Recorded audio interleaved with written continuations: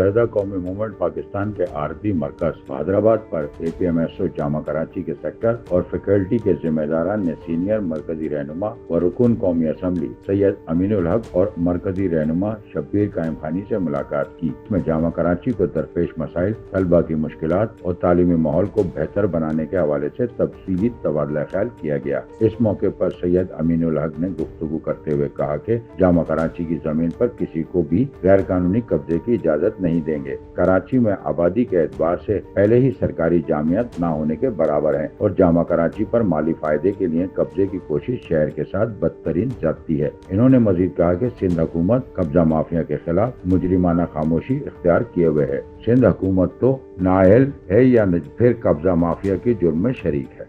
Sachal news network की videos में खुशामदीद। नाजरीन, वीडियो से मुतालिक अपनी कीमती राय का इजहार कमेंट बॉक्स में ज़रूर करें और चैनल को सब्सक्राइब करें।